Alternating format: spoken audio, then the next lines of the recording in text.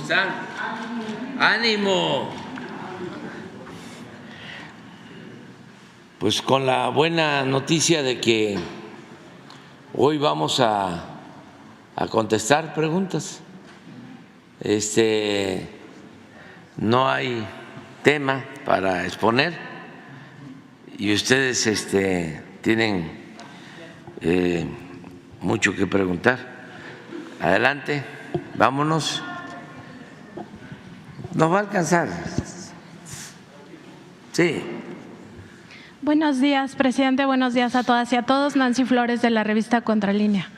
Presidente, en este tema que denunció penalmente Petróleos Mexicanos sobre un presunto fraude a la hacienda pública por alrededor o más de 48 millones de pesos, que involucraría a la presidenta de la Organización Mexicanos contra la Corrupción y la Impunidad, María Amparo Casar, preguntarle, presidente, sobre estos regímenes de privilegios que se tenían entonces. El expediente abunda sobre estos temas, tiene muchísimas documentaciones, cheques incluidos, que demuestran la transferencia del dinero público a cuentas privadas.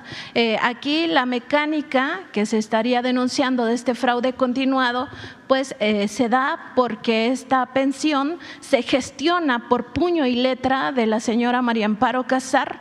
Ahí están los documentos donde ella, a los 8 días de esta trágica situación, va y solicita esta pensión. Nadie firmó por ella, es ella directamente quien está firmando estos documentos. Y se revela no solo que hay un pago de recursos por alrededor de o un poco más de 31 millones de pesos por pensión, sino que hasta el gas y la canasta básica acabaron pagando los mexicanos y mexicanas hasta febrero de 2024. Y que durante la edad que Pemex considera que los hijos tienen que recibir un beneficio, sus hijos de María Amparo Casar, son 2, recibieron la beca para estudiar en el ITAM. Eso nos costó a los mexicanos 1.8 millones de pesos. En este caso, presidente, queda claro que hay personas digamos, estos grupos de presión que dicen que luchan, que combaten la corrupción, que combaten la impunidad y por otro lado se sirven con la cuchara grande. En aquella época esto ocurrió, 7 de octubre, el suicidio. 15 de octubre ella gestiona esta pensión. El 15 de octubre ya se sabía que esto fue un suicidio porque los primeros peritajes lo apuntaban de esta manera y ellos mismos se sirven con esta cuchara grande y al mismo tiempo denuestan este sistema humanista llamándole populismo. Es decir, para ellos lo que es legítimo es la apropiación del dinero público y de los bienes de la nación por parte de la oligarquía, pero no estos regímenes humanistas donde se garantiza que las personas con menos ingresos o en situación de pobreza y pobreza extrema reciban recursos públicos. Entonces preguntarle justamente por esta mecánica que ha servido y que ahora están diciendo ellos es persecución política, cuando en realidad hay pruebas de los hechos de presunta corrupción, presidente. Bueno, mira, en todos los casos de corrupción hay que denunciar, sean grandes o sean pequeños, se tiene que denunciar. Y la corrupción en México ha sido protegida, abrazada por un régimen de simulación, de mucha hipocresía. Por algo no hay que dejar de estudiar el Porfiriato, porque ahí se define con mucha claridad el régimen que todavía no acaba de desaparecer.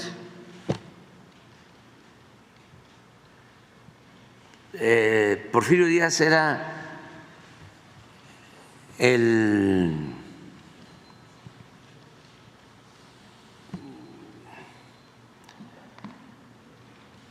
jefe, el creador, el líder de la simulación.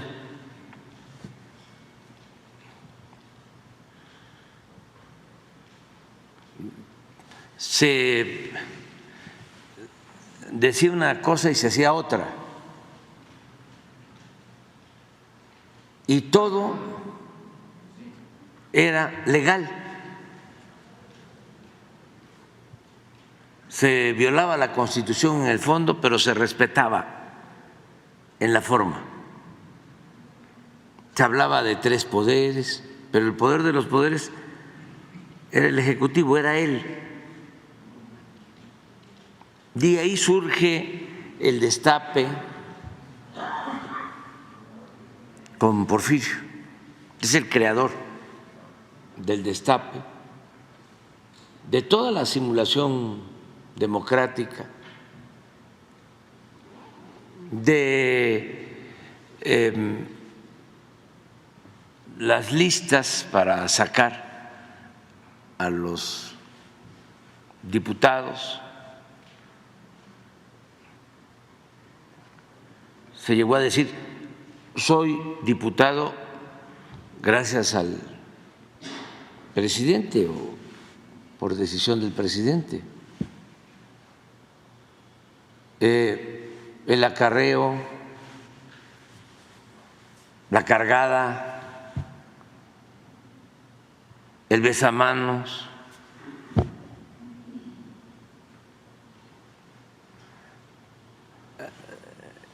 es tan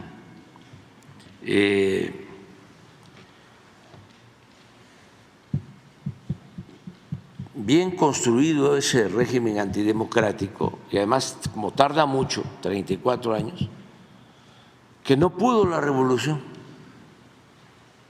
destruirlo. Se trasladó a la época posrevolucionaria.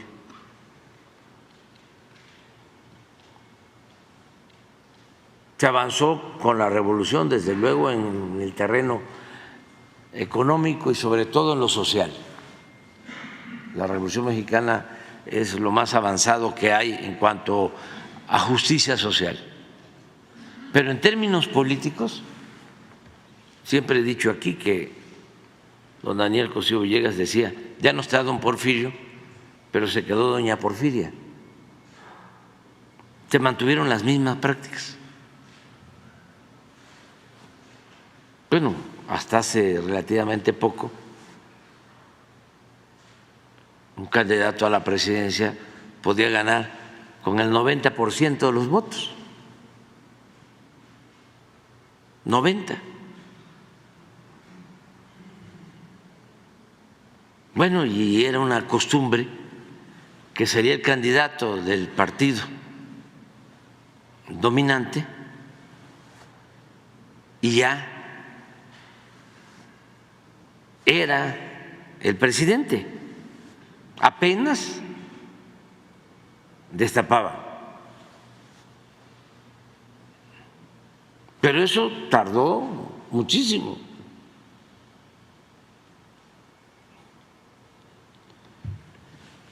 Lo de la corrupción, igual.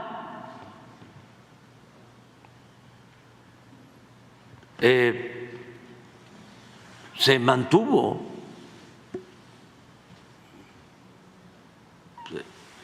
Aparentemente hubo un cambio en el 2000, pero se quedaron los mismos y se intensificó incluso la corrupción. Donde más corrupción hubo fue sin duda en el sexenio de Salinas. En mi libro cuento que le pregunté a un empresario de alto nivel sobre quién consideraba que era el expresidente que tenía más dinero y me dijo sin duda Salinas.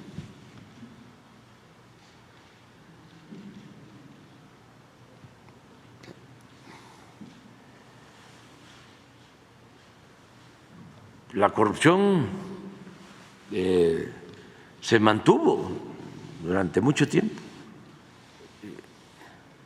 y llegó a ser, bueno, desde los años 40 ya se hablaba de que esa era la causa del fracaso de la Revolución Mexicana, la corrupción. Pero había como un silencio y no se consideraba un problema la corrupción. Se le preguntaba a la gente, ¿cuál es el problema de México?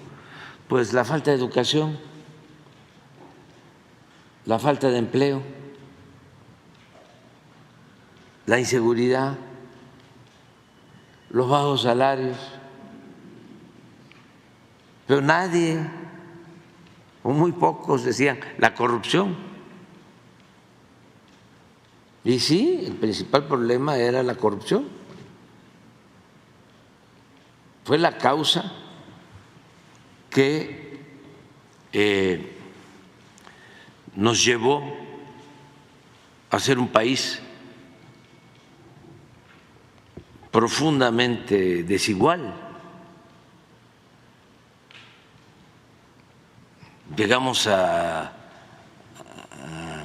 ocupar por la corrupción el cuarto lugar en el mundo en multimillonarios, precisamente en ese periodo de Salinas, en los 36 años de política neoliberal o neoporfirista, cuarto lugar en el mundo. Y al mismo tiempo 60 millones de pobres. Pero se veía normal que se diera la corrupción. Entonces, es el problema a desterrar. Tenemos que acabar por completo con la corrupción. No dejar nada, porque también hay quienes dicen, eso no se va a poder terminar. Se puede moderar, pero no se puede erradicar por completo. Yo sostengo, sí se puede acabar, erradicar. Claro, hay unos cínicos, inclusive en el grupo de intelectuales, que hablan de que la corrupción es parte de la cultura del pueblo de México.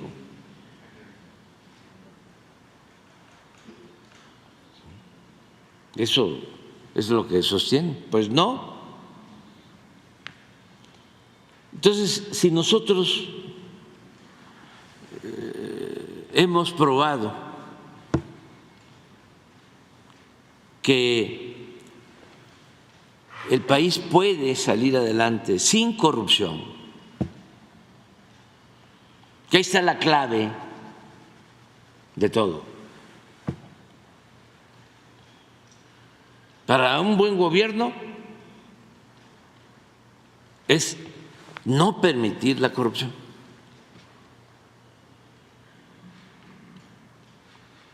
Eso es el 90% de un buen gobierno.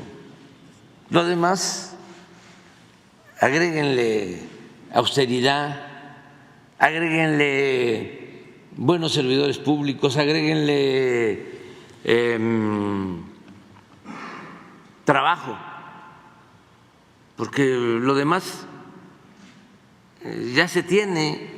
México cuenta con muchos recursos naturales, un pueblo bueno, trabajador. El problema de México era el gobierno, no el pueblo. Y el problema en el gobierno era la corrupción. Yo estoy convencido de eso. La corrupción hay que acabarla no solo por razones de índole moral. Claro que es importante la honestidad, le da a la autoridad mucha fortaleza.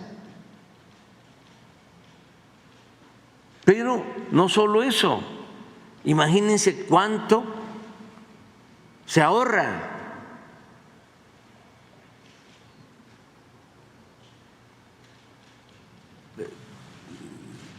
Yo calculo que nos hemos ahorrado, por no permitir la corrupción, como 2 o 3 billones de pesos.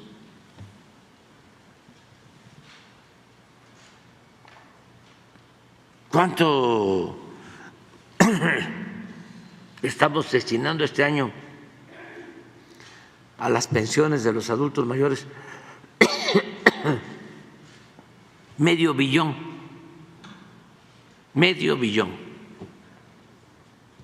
poquito menos. Pero hemos ahorrado en el gobierno de 2 a 3.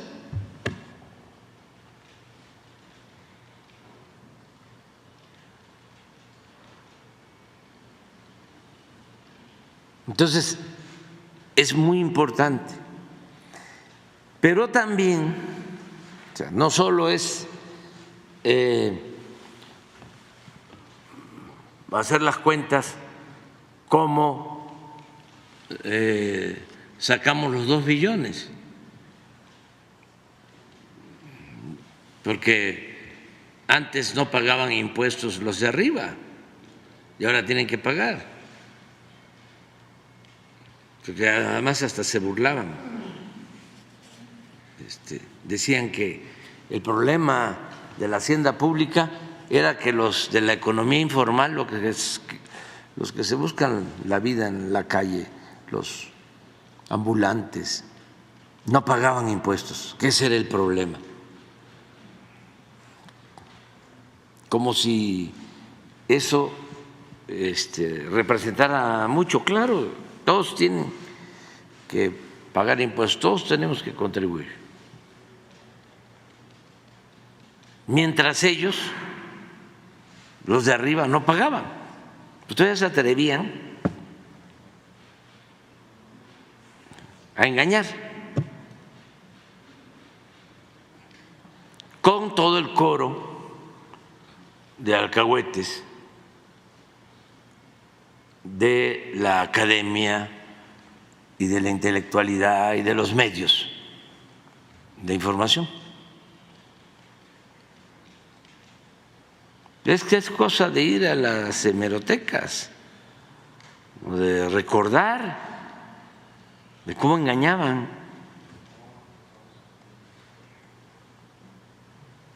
Entonces,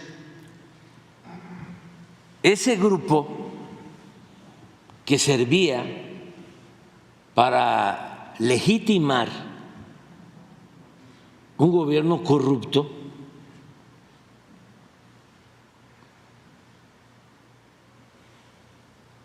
no podía quedarse inmaculado, al menos en el trabajo que nosotros estamos haciendo. Estamos combatiendo la corrupción, pero resulta que los intelectuales que los periodistas famosos siguen siendo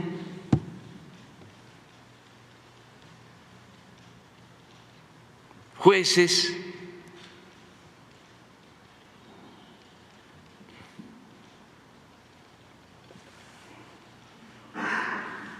actuando como paladines de las buenas conductas y en este caso llegar al extremo, porque díganme ustedes si no calienta el que una persona consciente cometa un delito, un acto de corrupción, y luego esa persona que pertenece a la oligarquía corrupta se convierte en la presidenta del Instituto para combatir la corrupción, solo que de plano estemos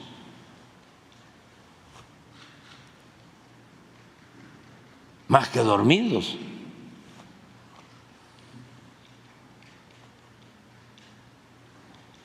O que no nos hayan avisado que ya dejamos de existir.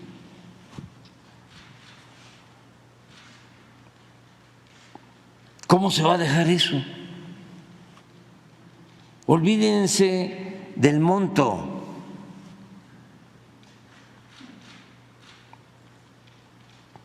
No es poca cosa, sí. Pero lo importante es lo cualitativo. ¿Y cómo salen a defender a esta persona? Cientos.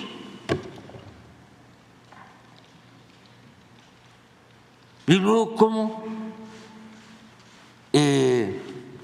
usan como excusa el que para qué se dan a conocer datos personales?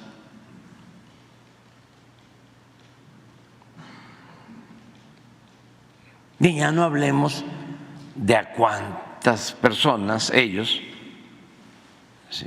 han calumniado sin tener pruebas de nada.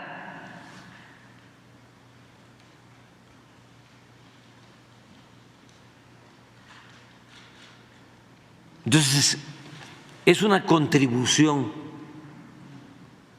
para que tengamos una sociedad mejor. Es para las nuevas generaciones, para que no vuelva otra vez a Aguilar Camín a engañar de que es un intelectual independiente, o Krause. No escucho a… ¿Cómo se llama este conductor que me confesó una vez que él era neoliberal? No, Zuckerman. Como tiene de maestro Aguilar Camín, está más ofendido que el mismo Aguilar Camín, llamándome miserable porque doy a conocer esta información.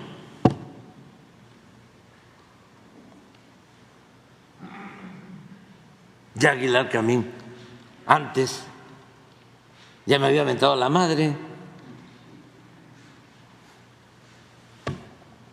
pero es muy importante, sobre todo pensando en las nuevas generaciones, que conozcan todo este tejemaneje de la corrupción y cómo hay grupos que se encargan de legitimar el robo y cómo actúan de manera prepotente, clasista, racista. Ellos sí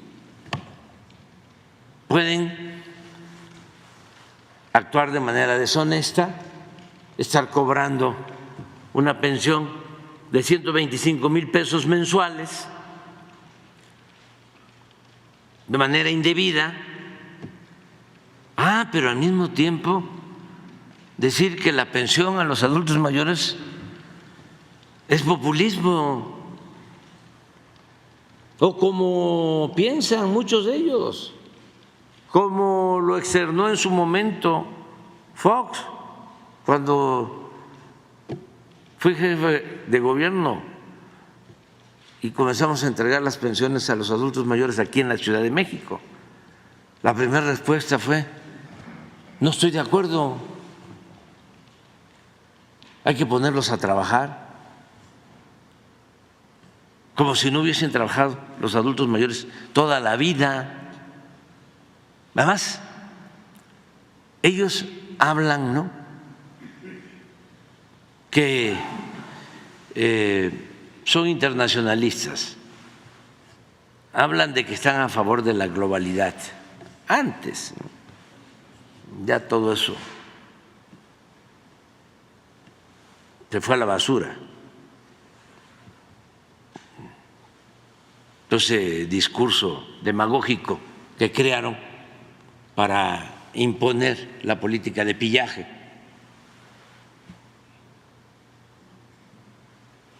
Bueno, que había que copiar, y por eso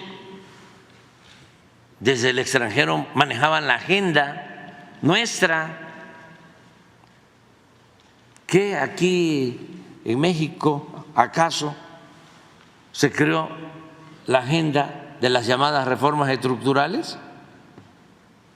No, eso lo creó el Banco Mundial y el Fondo Monetario Internacional, y lo aplicaron en todos los países. Y antes de que nos impusieran esa agenda, habían las llamadas cartas de intención, donde el Fondo Monetario Internacional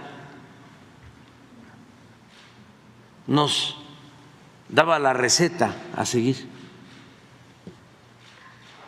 Para mí es un gran orgullo, y para muchos mexicanos, que por primera vez en décadas México tiene un plan de desarrollo propio, con una agenda propia. Ni conozco al señor o señora del Fondo Monetario Internacional ni del Banco Mundial, y los respetamos, pero aquí la política económica la definimos nosotros. Pero bueno, ellos decían, hay que ser universal. Usaban mucho lo de la aldea global. Todos esos retazos de pseudas teorías. Bueno, ¿y por qué no copiaban lo del estado de bienestar, que surge después de la Segunda Guerra Mundial y se aplica en varios países europeos, sobre todo en los países nórdicos, en donde se tiene seguridad desde que se nace hasta que se muere? Porque eso no lo copiaban. Hablando de Dinamarca, ustedes saben, en Dinamarca no hay pobreza, no hay violencia, y tienen establecido el estado de bienestar. ¿Qué significa? Pues que está garantizado el derecho a la educación pública, gratuita, de calidad, en todos los niveles, el derecho a la salud. ¿Qué significa el estado de bienestar? Que llega uno a una determinada edad, 60, 65 años, y tiene uno una pensión universal, pero no poco, sino lo suficiente para poder vivir con tranquilidad en la última etapa de la existencia. Ah, pero eso no lo copiaron, eso no. Entonces, por eso no permitamos la corrupción y sin titubeos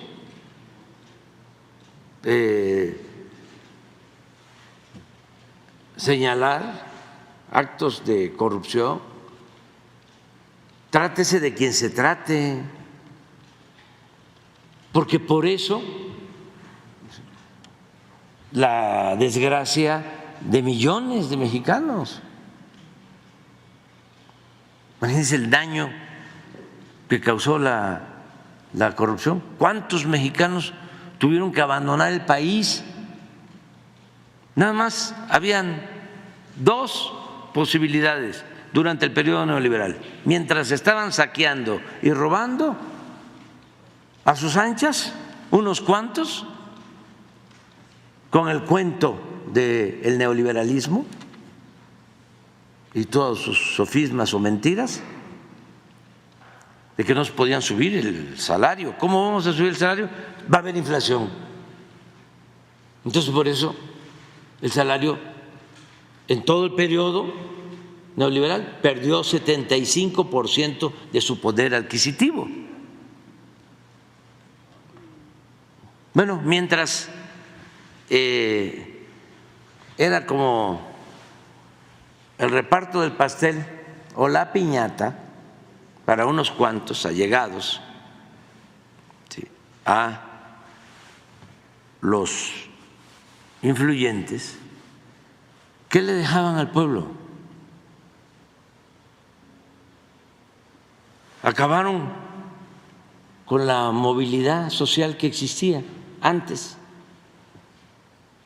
Mal que bien de la política neoliberal.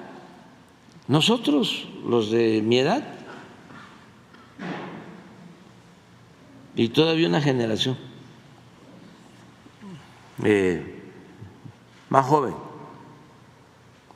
tuvimos posibilidad de estudiar, porque se podía ascender en la escala social. El hijo del campesino, el hijo del obrero, el hijo del comerciante. Con el estudio, con el trabajo. ¿Qué hicieron estos? Cancelaron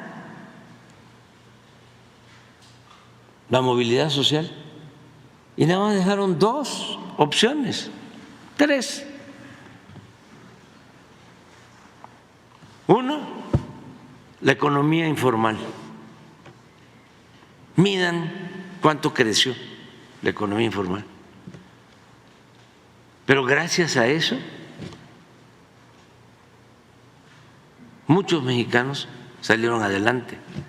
Eso que desprecian los vendedores ambulantes, los que se buscaban la vida como podían, porque no tenían otra opción. Que no habían candidatos que hablaban de que, o ya se olvidó, de que ellos iban a ser los presidentes del empleo.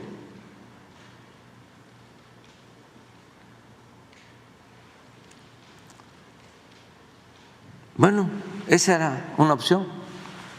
Y la otra, emigrar, irse a buscar la vida arriesgándolo todo a Estados Unidos. Millones de mexicanos. Si no hubiese sido por esas dos acciones que tomó la gente, pues hubiese habido un estallido en México o hubiese estado aún peor.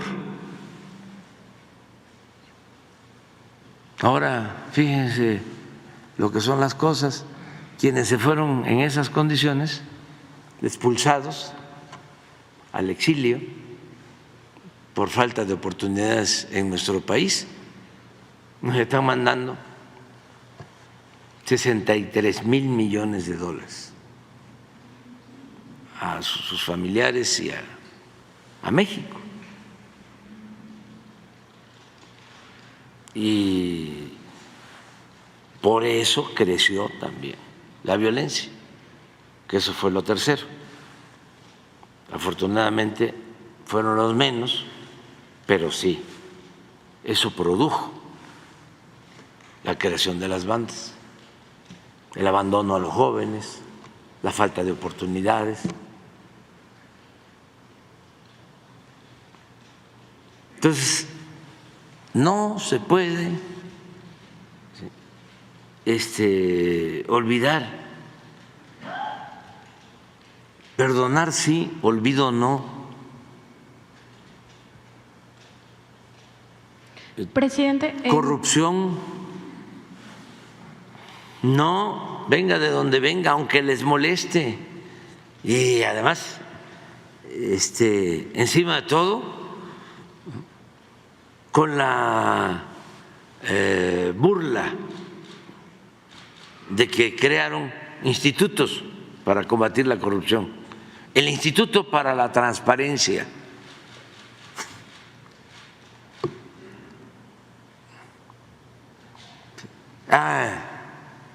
El debido proceso, el debido pretexto.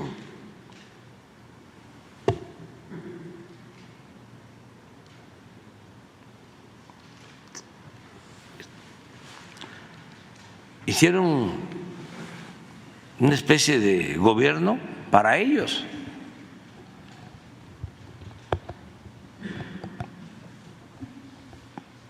Y pues eso es lo que no les parece, pero tiene que seguir la transformación y va a continuar. Yo tengo mucha confianza en que la gente va a querer que se siga limpiando de corrupción la vida pública.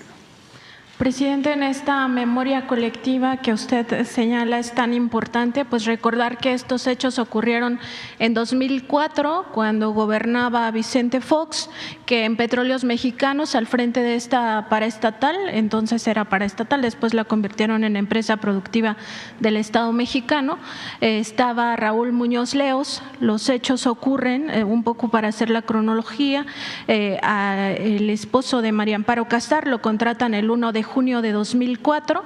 Ese mismo mes de junio le otorgan 2 créditos, que esto forma parte del régimen de privilegios, porque en qué empresa privada, ni bien ingresas, te otorgan 2 créditos por más de 700,000 pesos, en ninguna. Ahí están los documentos, todas las pruebas están pues a la vista, en Contralínea las hemos publicado. Y después de esto, del trágico suceso que ocurre el 7 de octubre de ese mismo año 2004, es decir, esta persona solo trabajó para Petróleos Mexicanos 4 meses y de ahí se deriva una pensión vitalicia que a febrero de 2024 nos costó 31 millones de pesos a los mexicanos y a las mexicanas.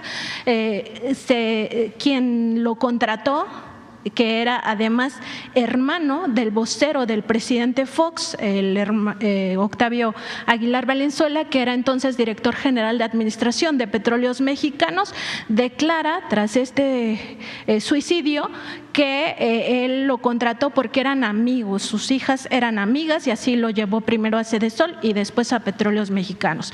Eso en la teoría del estudio de la corrupción se conoce como amiguismo. En este mismo periodo, 2004, seguimos en este sexenio de Vicente Fox, Raúl Muñoz Leos fue echado de Pemex en noviembre de ese año por actos de presunta corrupción. Se le investigaba por haber beneficiado a los hijos de Marta Sagún en el caso que usted ha referido aquí en muchas conferencias, que es el de oceanografía. En ese mismo año, la señora María Amparo Casar se desempeñaba como coordinadora de asesores de la Secretaría de Gobernación. Al frente de la SEGOP estaba Santiago Krill. Para nadie es un secreto a estas alturas que Vicente Fox era un presidente muy debilitado, que había dos secretarías que realmente ejercían el poder. Una era Hacienda con Francisco Gil Díaz, la otra era justamente la Secretaría de Gobernación con Santiago Krill Miranda. ¿Qué significa esto? Que María Amparo Casar, siendo servidora pública o funcionaria del gobierno federal, tenía una posición de poder al ser coordinadora de asesores de justamente el secretario de Gobernación.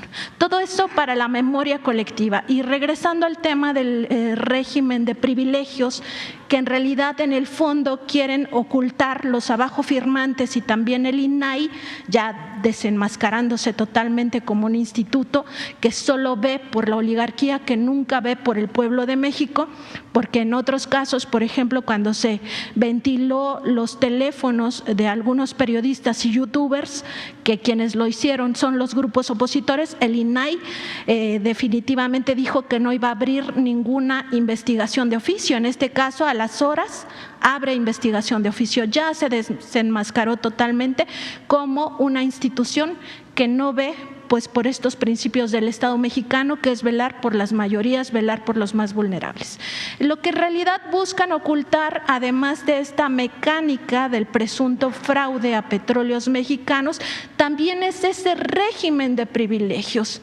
Y aquí yo le quiero consultar o preguntar acerca de si solamente es un tema de cinismo, un cinismo profundo o de hipocresía, porque más bien pareciera que les domina su pensamiento el racismo y el clasismo y la prepotencia de creer que ellos sí tienen derecho a apropiarse de los bienes de la nación y del dinero del pueblo de México. Ellos sí tienen derecho a una pensión de 31 millones de pesos, porque pues ya se lo cortaron, pero si no, hasta el infinito, lo que se juntara, que representa 1,5 millones directos para sus cuentas. Ellos tienen derecho a tener una organización civil que dicen que luchan contra la corrupción y que en realidad vive del presupuesto público también, porque son transferencias. En realidad, las donaciones que se deducen de impuestos es dinero público. Ellos tienen derecho a vivir en este régimen de privilegios, tener esos préstamos del erario de la nación, y el pueblo no tiene derecho a nada, porque siguen pensando que si llueve fuerte arriba, gotea abajo, y eso es absolutamente falso.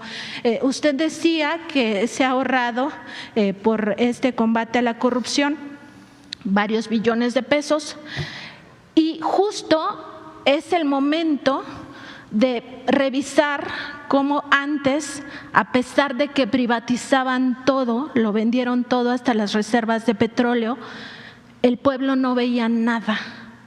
Y ahora el pueblo tiene estos apoyos sociales, este reparto de la riqueza que se genera en México por la vía de las pensiones a adulto mayor, de las becas del bienestar, por la vía de las becas a personas con discapacidad y todos los programas sociales, Sembrando Vida, etcétera.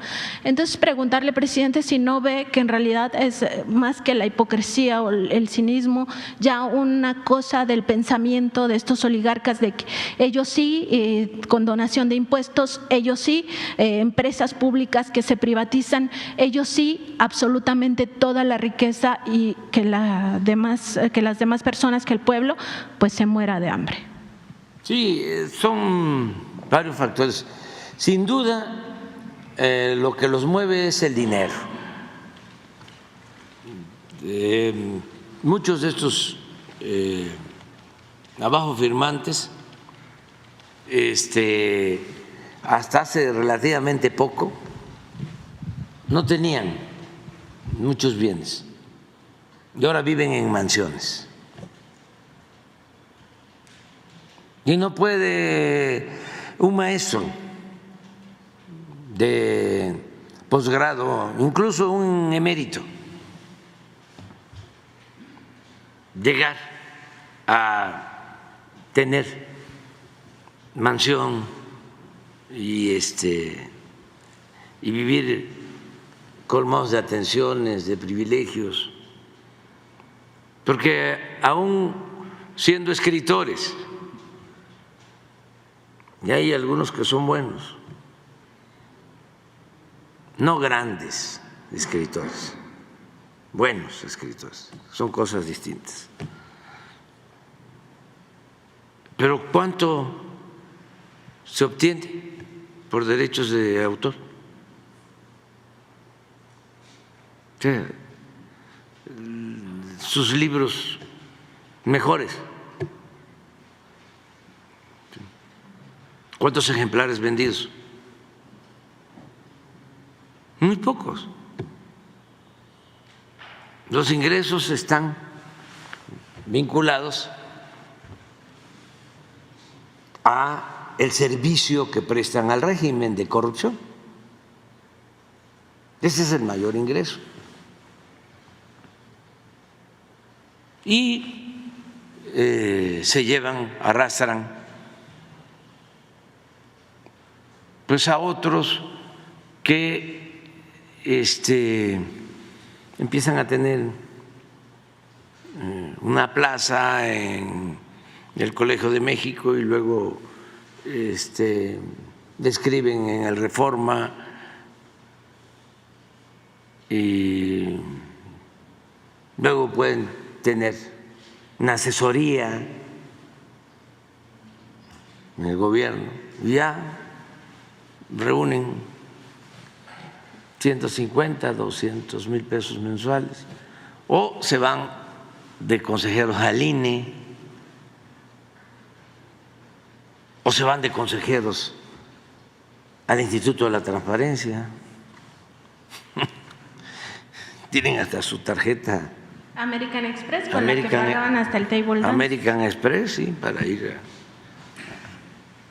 a un espectáculo, ¿no? A disfrutar en un bar a costillas del erario. Entonces ahí van. Entonces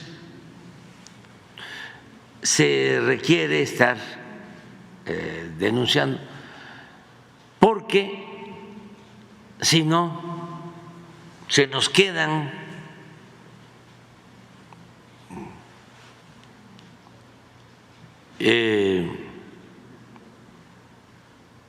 sin ser tomados en cuenta y van a seguir ahí.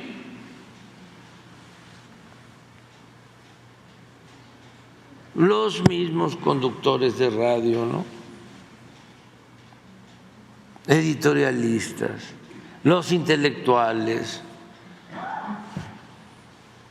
expertos. Imagínense el daño que causan o cómo limitan, mediatizan la posibilidad de transformación, de buscar una sociedad más justa, más igualitaria, más fraterna, porque juegan un papel para mantener el statu quo. Por eso hablo de conservadurismo, porque son partidarios de conservar, no están a favor del cambio. Ninguno de ellos escribe, de los abajo firmantes, o hace trabajo para el pueblo raso.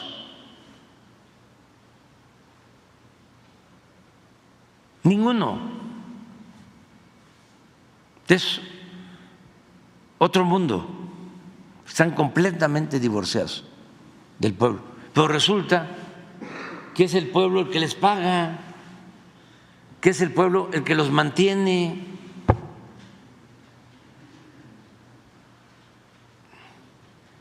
Y en vez de defender al pueblo, defienden a los verdugos del pueblo.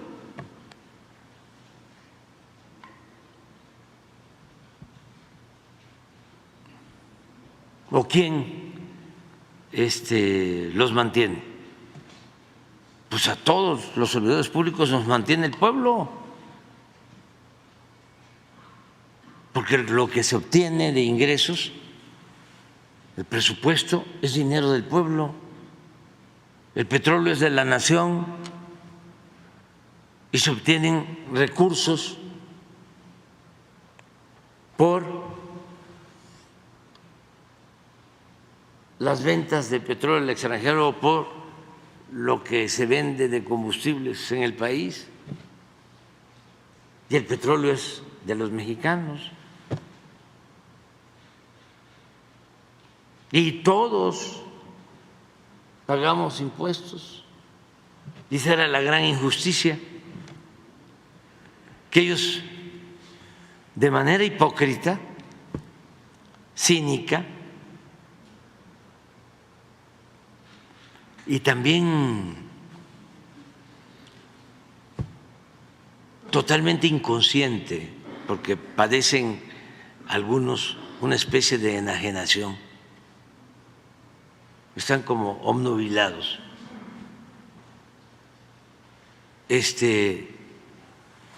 Decían que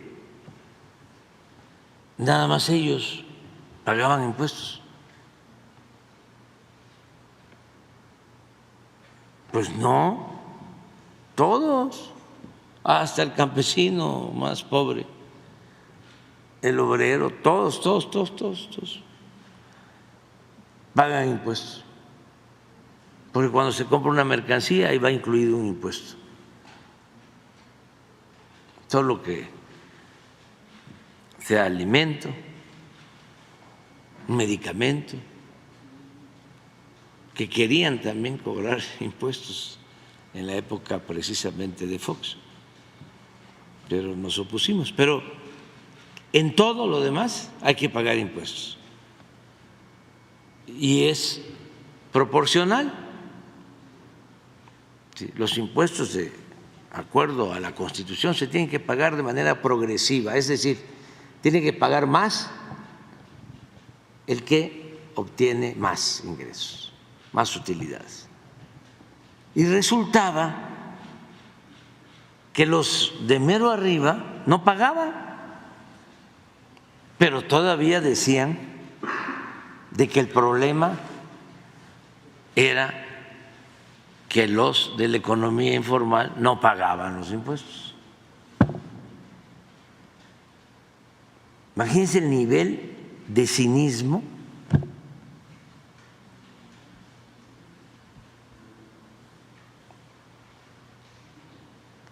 que imperaba, hipocresía. Entonces, lo primero es el dinero, que además muchos de ellos tienen problemas de complejos.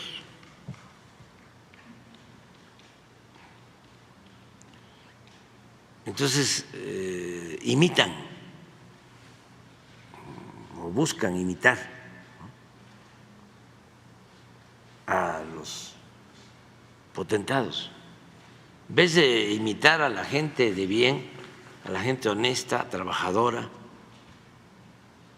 No, buscan imitar al que tiene la mansión, al que tiene los mejores carros, a los que pueden ir de vacaciones al extranjero.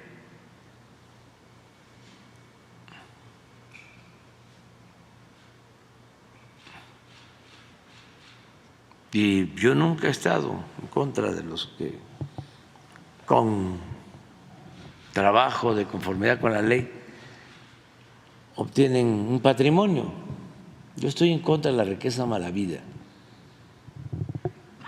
y de estas gentes que le sirven al régimen de corrupción y que dañan mucho, porque son los que propagan la idea sutilmente, subliminalmente, de que el que no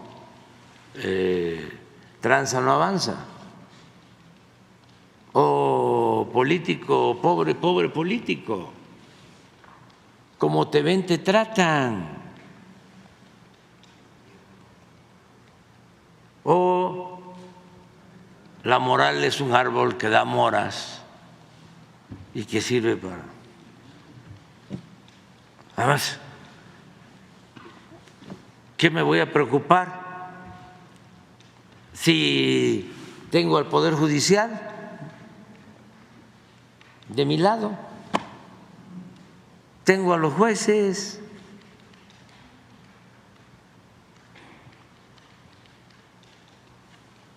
Me van a amparar, van a declarar mi inocencia. Pues por eso es que se agrupan, pero es muy bueno el tema, el debate, porque todo esto es lo que pasaba con el Poder Judicial. Nadie sabía qué hacían los del Poder Judicial. Estaba muy difícil conocer el nombre de un juez, de un magistrado, no, del Poder Judicial. Todavía cuesta trabajo. El nombre de un ministro, de una ministra.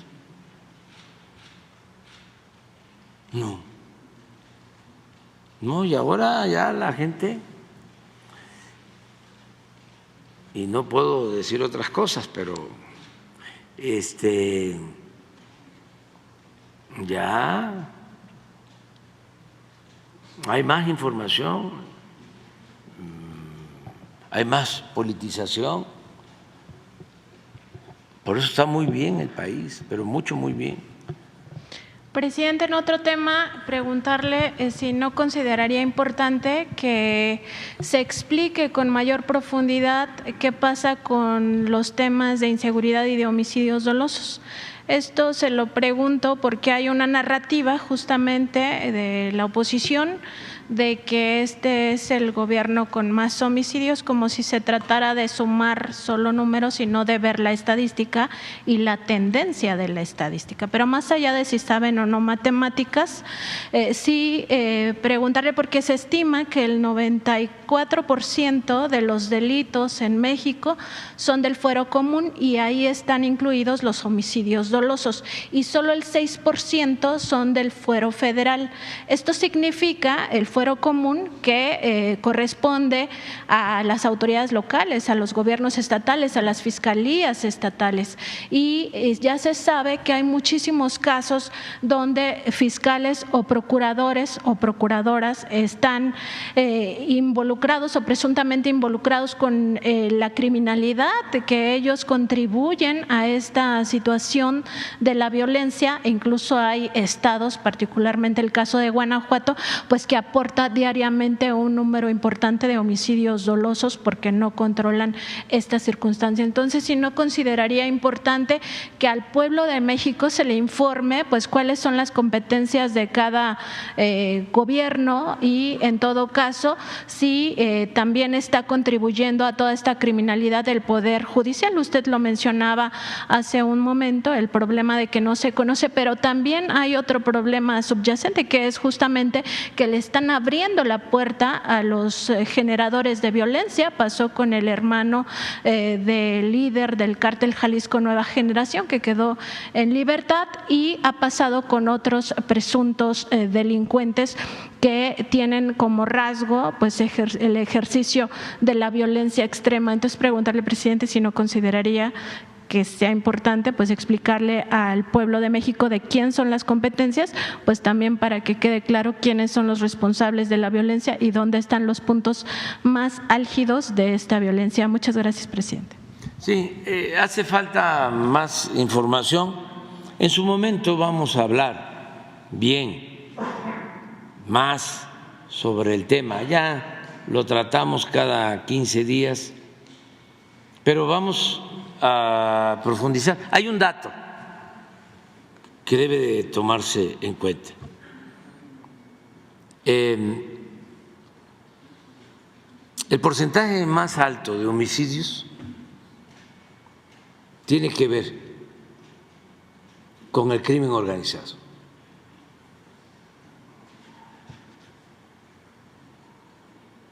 Y es cosa nada más, aunque no les va a gustar, es cosa nada más de investigar y de preguntar cuándo surgieron las bandas.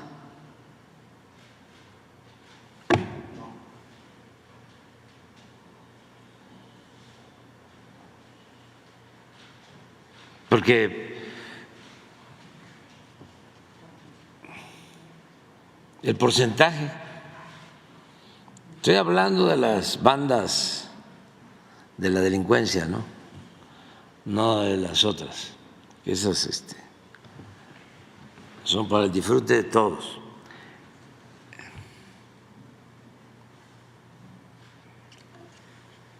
Cuando se les permitió operar con absoluta libertad, cuando llegaron a tener control del gobierno. Hace poco uno de los testigos en el juicio de García Luna hizo reír a la audiencia porque contó que uno de sus jefes le preguntó: ¿y tú sabes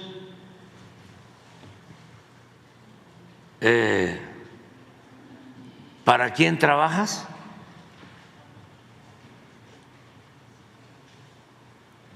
¿Y qué le dijo? Sí, para García Luna. No, estás equivocado. García Luna trabaja para nosotros.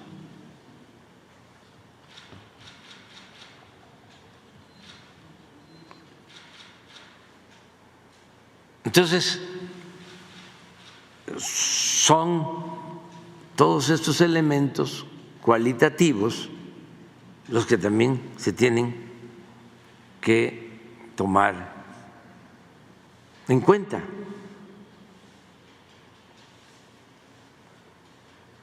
Y hasta la fecha vamos a hablar de los lamentables hechos de Zacatecas de ayer y de antier. Pues enfrentamiento de bandas.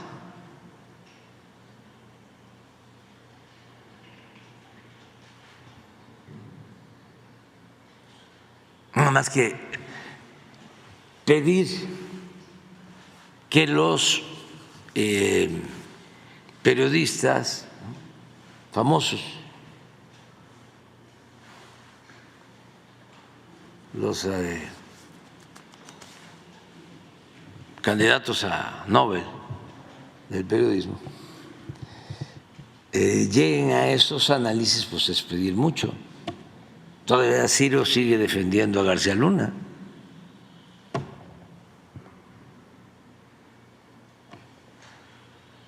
Pero ahí tenemos que ir poco a poco, ¿no? Informando, y se va avanzando porque estamos atendiendo las causas. Ellos nunca se preocuparon por los jóvenes. Ahí están los abajo firmantes, Narro y todo su equipo, ¿no? Que lo único que hicieron fue acuñar la frase despectiva de que los jóvenes eran ninis.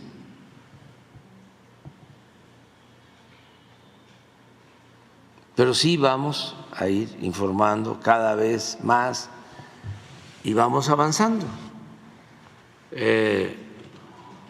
Y es bueno el debate, es muy interesante el debate. Y una vez también que pase el día 2, que ya vamos a tener más libertad, porque ahora tenemos que hasta autocensurarnos. Ya le planteé a Jesús, y de una vez aprovecho para decirlo, que la mañanera se va a seguir difundiendo, la vamos a seguir llevando a cabo, este diálogo circular, pero como nos piden que la editemos, y eso está muy difícil, muy difícil. Entonces, lo que vamos a hacer, ya mandamos el oficio, pero no vamos a esperar respuesta, es que a partir de mañana ya la quitamos completa. O sea, la de hoy va a durar 24 horas y ya se quita. Y así la vamos a estar quitando. Y una vez que ya pase lo de la elección, ya las volvemos a subir. Estoy hablando de mi red, para que no haya problema, porque no encontramos otra forma. ¿Cómo editamos? Mejor la quitamos.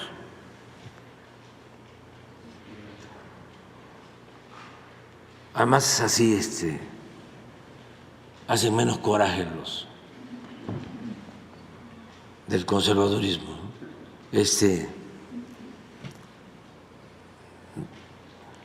Ya tienen menos tentación de estarla viendo. ¿Se acuerdan que al principio aquí poníamos, si tienes un pensamiento conservador, retrógrado, si estás a favor del régimen de corrupción, de injusticias, de privilegios, si eres clasista, si eres racista, no veas esta mañanera porque te puede causar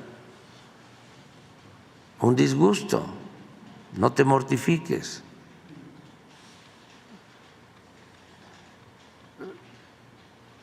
Pero aún así la veían y la siguen viendo. Pero entonces vamos a tomar esa decisión ya. Adelante.